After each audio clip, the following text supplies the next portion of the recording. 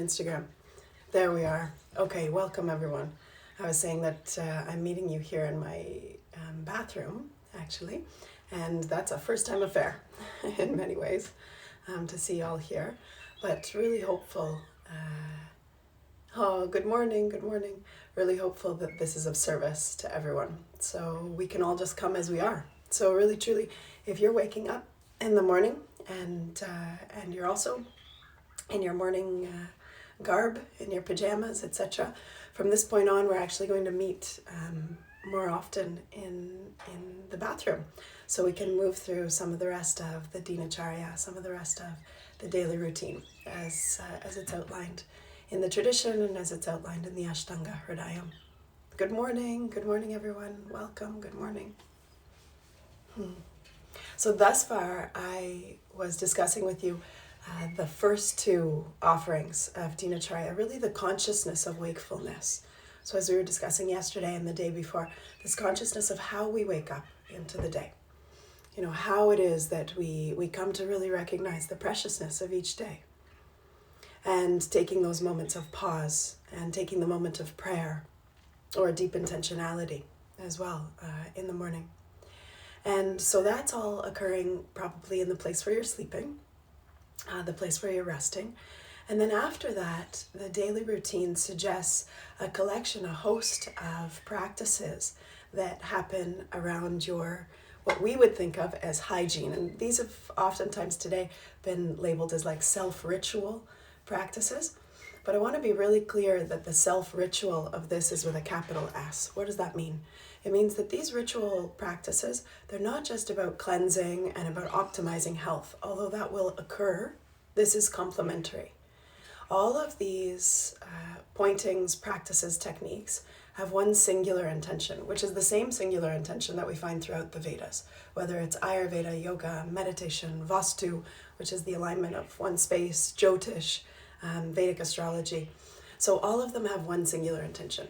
And that one intention is wakefulness, that we wake up in this very life, that each one of us is free from suffering, free from the concept that we are this personal egoic structure.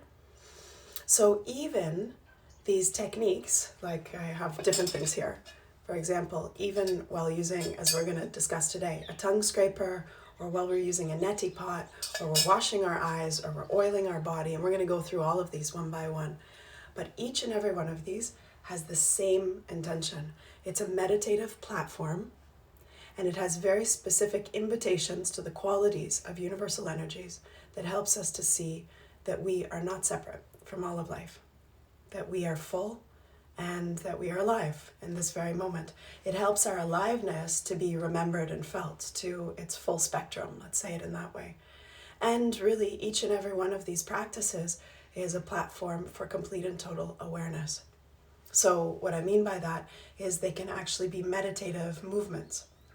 Oftentimes when these Dinacharya practices are shared, you know, I've even heard that neti, that jala neti, the cleansing of the nose, with a neti pot has been shared, for example, on Oprah, and it's shared, you know, it's become more and more popular recently, which is so beautiful, it's wonderful.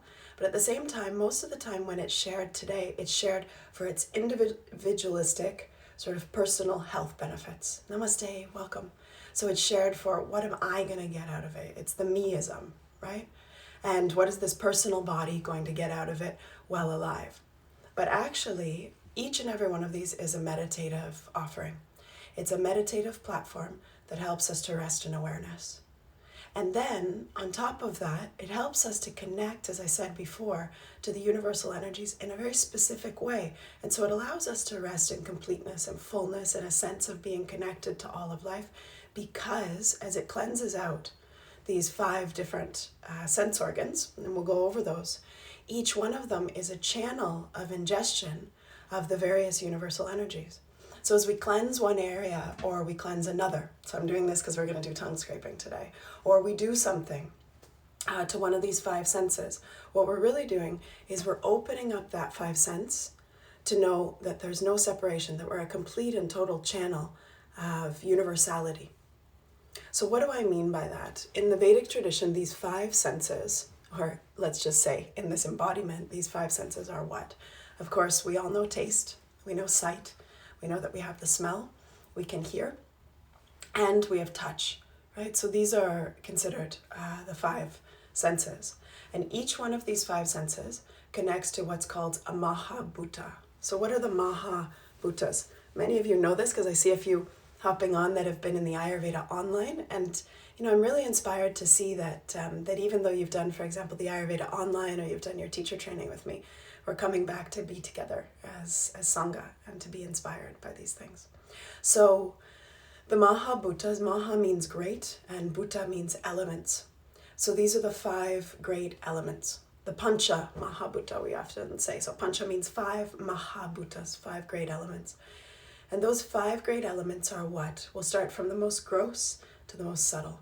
So earth, water, fire, air, and ether.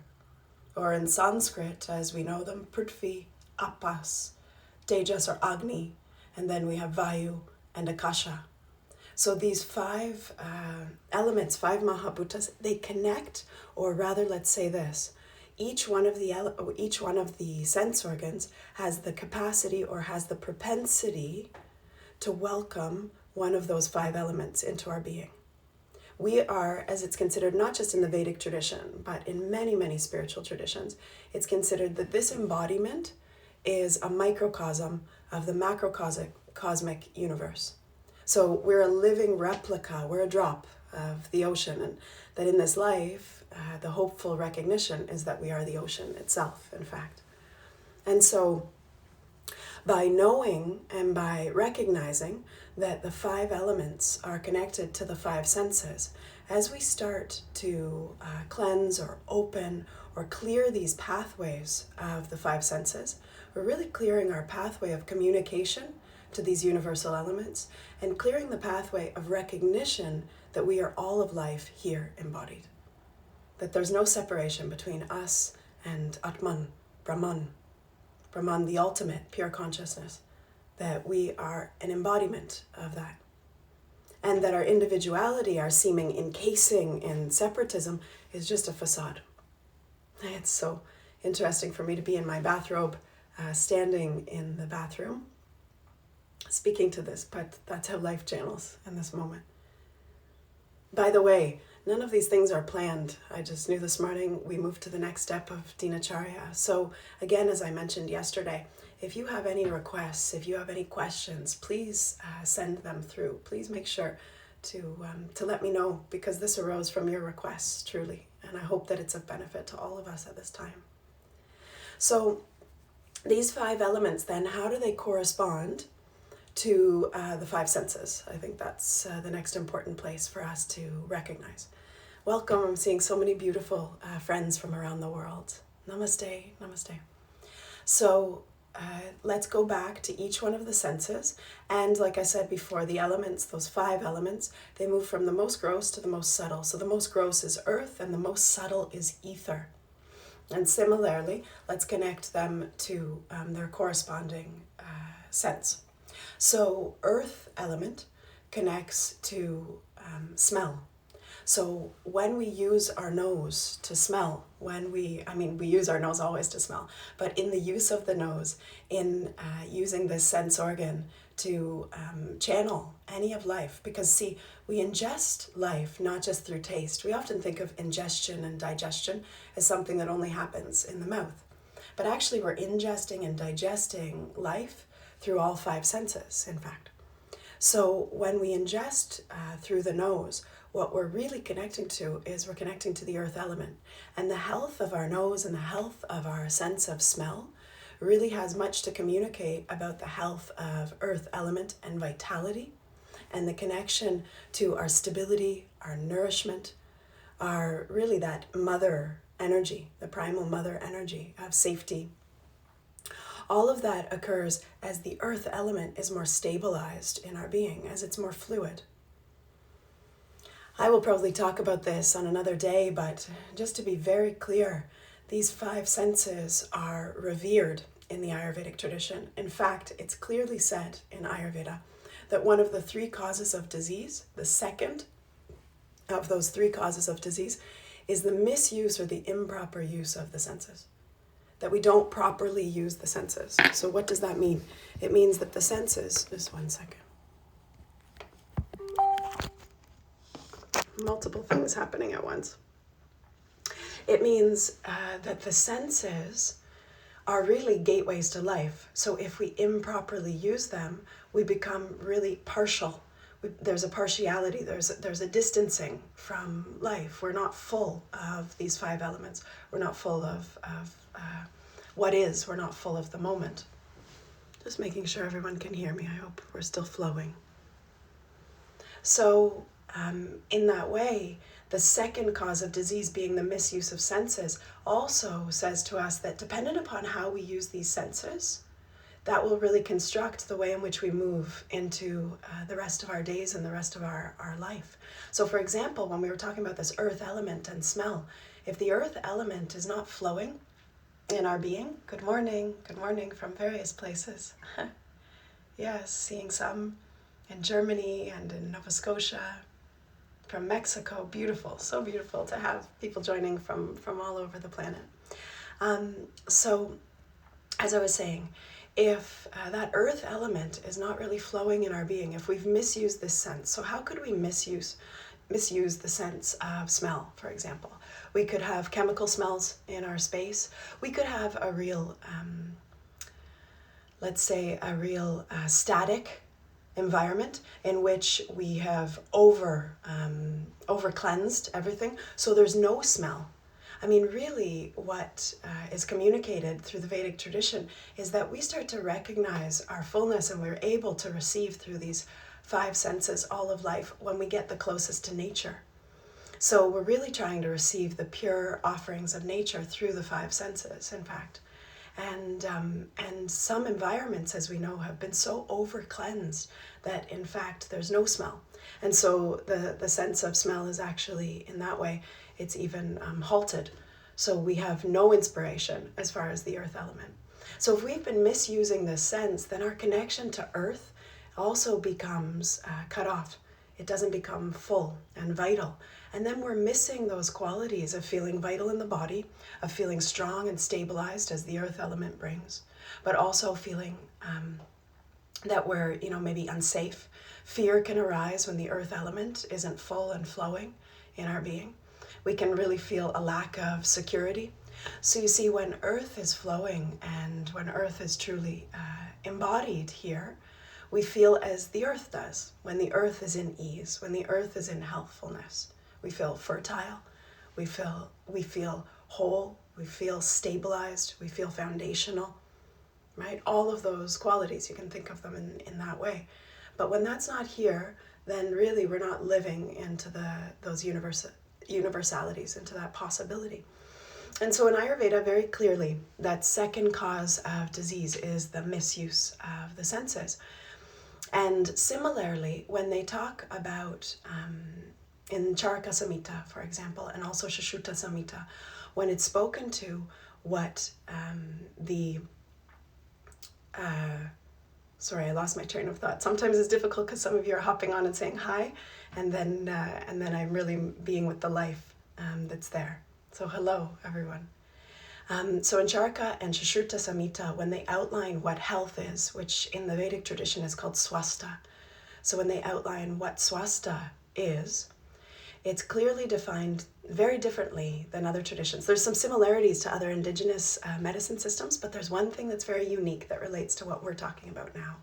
And they say the following, that health, swasta, is the fullness and the ease, truly the effortlessness at the body, at the mind, at the soul, that one is connected to themselves, to Atman, that one's Agni is really truly balanced, so one's fire is balanced, that Ama is no longer established in the body, so there's no toxicity here.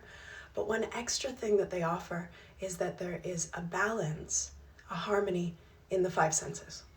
And it's the only tradition I know of that in its definition of health says that the 5 senses should be aligned, that there should be harmony, in fact, in the 5 senses. So I find that to be very, very powerful when we start to think about our Dinacharya, when we start to think about our daily routine. Because then we start to recognize that as we cleanse out and as we start to balance and use properly these 5 senses, what we're actually doing is we're moving towards the optimal recognition of health, and that optimal knowing, let's call it jnana, that optimal experience of health here is a fullness on every level and a connection ultimately to our source, a connection to Atmana. So this is a lot even for this morning. I want to go through in the rest of the time that we have the other 4 senses, and then tomorrow we'll continue with the first of these rituals. So we'll move towards tongue scraping. But it's important that you understand why we do these. Otherwise, it just becomes a new technique to collect, a new thing to just kind of, do and add to your routine without any reason or any recognition of why it is that you might be doing it. We have enough things to do that have been outlined in our lives, and I think collectively we're also recognizing this in this collective time of slowing down and stopping. There's a real recognition of how much silence and pause is really being asked for. And so in that way, I don't want to give you extra things to be done that you have no clarity around what the intention, what the purposefulness is of it. And so, as I said from the beginning, all of these pointed to one place, to empty us out, to really allow us to be so empty that we are direct channel of life, that life fills us up without any impairment, without any blockage, that we can be connected to all things, all beings, to every moment.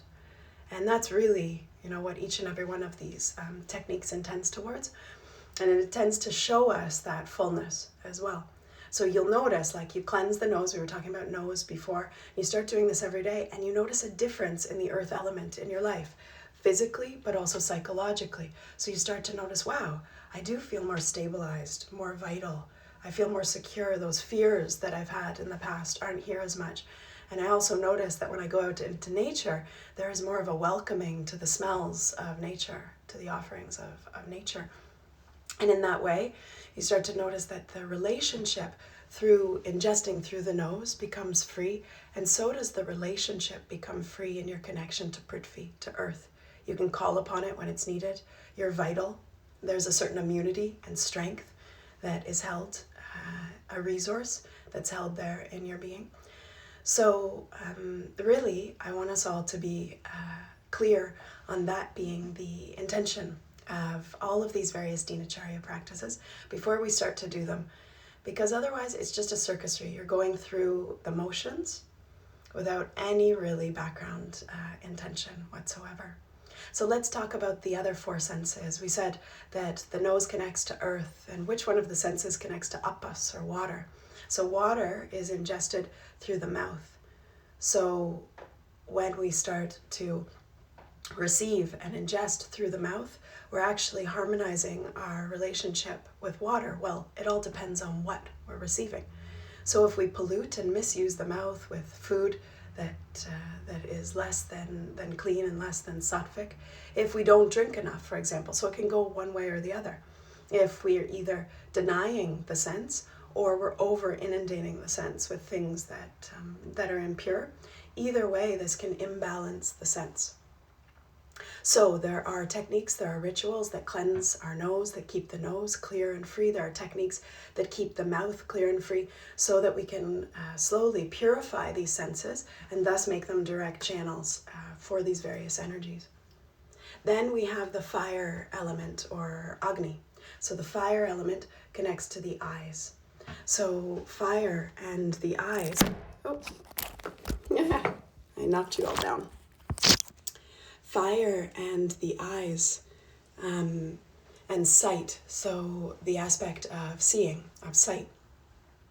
And so if we use the eyes in improper ways, if we misuse them, so for example, if we start using our eyes to watch things that are less than harmonizing, to watch things that are violent, or watch things that really don't inspire. If we overuse the eyes, so we're overusing social media, or we're overusing the eyes in our work, for example, overusing our eyes on the computer or TV or whatever it might be, Generally in our lives, most of us are 90% moving through this sense, but actually we have these 5 senses, right? We have all 5, and allowing all 5 to be used in our lives means that there'll be more connection to these 5 elements. So many of us become partial to only using the eyes as our way of connecting to life. And because of that, the eyes become very overused.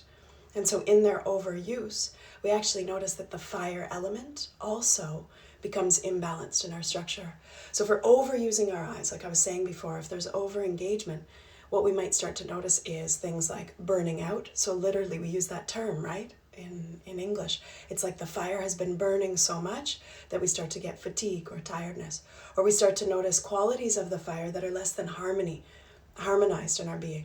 So for example, if the fire has been overactive, we start to notice anger or aggression, irritation. If the fire element is harmonious in our being, then we notice that digestion for all is quite balanced. Not just physical digestion, so digestion in our gastrointestinal, but also digestion of life's offerings. So mentally we're able to digest things, emotionally we're able to digest things. Fire also gives us tenacity. It gives us a certain strength to move forward. It gives us motivation, a clear directionality, self-confidence. So when the eyes are properly used and also cleansed through Dinacharya, we start to notice a difference in our lives in how fire element is moving through us. And then we have 2 more elements left for this morning. So the next one is air, the next more subtle. And air is ingested and connected to, from our microcosm to the macrocosm, through touch. So the touch, especially through the hands and the arms, but touch generally onto the skin. This is our sense organ for the air element and for touch. Namaste, everyone who's hopping on. So with the touch then, or with the skin, similarly, how are we using this sense? So if we misuse this sense, if we use or wear a lot of clothing or wearing things that are synthetic fabrics, if, for example, we're sleeping in synthetics, if we're touched inappropriately in our lives, or the opposite, if we don't receive touch. And that's why I feel it's really important at this time, even if we're socially isolating, that we touch and have some time to embrace ourselves, and also that our hearts are touched. You know, the heart's just below the skin. If we come together in these ways and we're touched in this way, there's something to touch that can be affected, but especially the skin. So the skin needs to be touched, and we're going to talk about a Dinacharya ritual that helps us to receive self-touch. It's so well known, the effects of touch for our well-being. For example, there was a study done in Romania that showed during the time of communism that when orphans were not touched, they were still given all their basic needs, food, shelter, water, but they weren't touched, that actually some of them started to really fail. Some of them started to pass away. And so this was, for scientists and for doctors, this was a pivotal moment of recognition of the importance of touch and what it does and what it contributes to as far as our health and our aliveness, really, truly. So touch connects us to that air element, and the air element allows us to be flowing, to be connected to all. It also, the air element is mobility, so it allows mobility in the system and also mobility in the mind, so we're not too stuck. The air also allows a certain upliftment, a lightness, like air is. And so when our touch sense is balanced, then that element is also balanced in our system. And then the last one for this morning, then we'll move to meditation. So the last one, as I said before, is akasha, or space. And so the space element is connected to through sound and through the ears.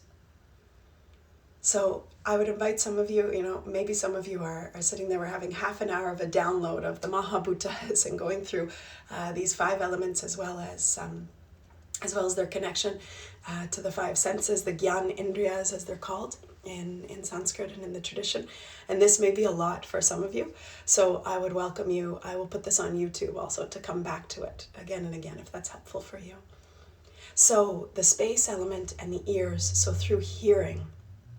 So through the hearing, if this element is balanced, then we start to connect, or rather if the sense is balanced and harmonized, we start to also have harmony in that element of space.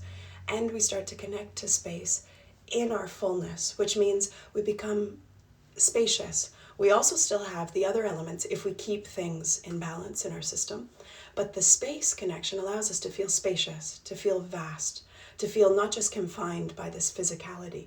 It allows us to move out and not to feel distance or hardened in our separation from other beings or from this earth. Space also allows for creativity. Space allows for an openness and open awareness also in the mind and really, we can say, in our consciousness. And so that space element is also needed. And each one of these elements is needed in the body as well. We often think that the body is a bunch of crystallized or a bunch of hardened different parts, muscles, the veins, the blood, the lymph, for example, moving through these parts. But we forget that actually there's space also. There's containers of space throughout the body that are really necessary, actually. So that space is also needs to be here and fluid. It needs to be flowing in the system, both physically and emotionally, mentally, for us to be living in our fullness of health. If that space isn't, then what we can start to feel is exactly that, confined, constricted. We can start to feel that, in fact, we're very much held within our physicality, our ego, our individuality. If there isn't space in the body, imagine if there wasn't space around the brain or space in the lungs or space in the digestive system, what would start to happen? There needs to be space so that air and the other elements can actually work within the space. If we didn't have containers of space, or we didn't have porous spaciousness in the bones would just crack or crumble. So we need to revere each one of these elements and their place, both in our physicality, in the actions they provide in the body, and also in our consciousness. Each one of these has its place. So lastly, for hearing, we really have specific Dinacharya practices that help us to cleanse the ears, that help us to nourish the ears. You see, you're going to see that many of the Dinacharya, many of the daily routine practices we're going to do are going to be both cleansing and nourishing. So they're going to be both purifying and tonifying, so that the element can not only have entry in, but there's also nourishment so that there's a longevity to that sense organ. And we're going to talk about all of this because many of us today in our more fast-paced world, we're using our senses so quickly that they're degenerating. And when they degenerate, we start to find that actually the longevity of these senses, the longevity of this body and the 5 elements living here starts to be decreased, in fact. So as we take care of these 5 senses and we nourish them as well, we also nourish our longevity. So beautiful to have you all this morning in this introduction to the Mahabhutas and why it is that we have all these various Dinacharya practices that cleanse and nourish, that work through all of the 5 senses. And we're going to start to get acquainted to those in the coming days. So I will point to the remembrance of these things. So don't worry, you don't have to memorize all this from today. As we work through each one of the Dinacharya offerings, I will remind you this is for the tongue and for the water element and some of the aspects that it offers. But today is an introduction to that. I'm going to take a moment before we meet for meditation, but so beautiful to be with each and every one of you in bathroom and bathrobe this morning. And I hope we can really come together in these mornings, 7 to 7:30, in a relaxed way to really allow Ayurvedic Dinacharya to be integrated wholly in each of our lives. It's a beautiful invitational time for all of us to really integrate these teachings in our lives. We have the time now. We have the space to do so. So please start to practice some of these things. Write me. I see a couple questions which I'll look back to and maybe I'll be able to presence in the coming days.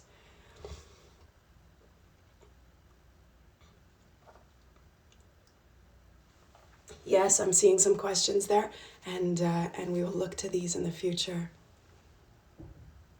Yes, absolutely. Some questions also about when I'm in dark retreat and then I've come out and how the eyes respond. It's an amazing experience and experiment, and I would invite all of you to take some time of dark retreat and see how that clarifies our relationship through the eyes. It really gives such a rest and a reset for the eyes. So even daily practices, not necessarily the Dinacharya practices, but other daily practices like silence. Silence is a way of closing down and allowing the water element and the mouth to really rejuvenate, keeping the eyes closed, so doing Nidra yoga or meditation or dark retreat, for example, is a way of also cleansing and nourishing the eyes. So there are also daily practices, and the way we engage with these five senses in our daily life is going to help us to properly use listening to mantra or listening to the Vedas or kirtan through the ears is to some degree a kriya, a purification in and of itself. So those are all beautiful awarenesses. Okay, namaste everyone. Let's meet for meditation in just 1 minute, okay? Have a beautiful day, each and every one of you. Bye.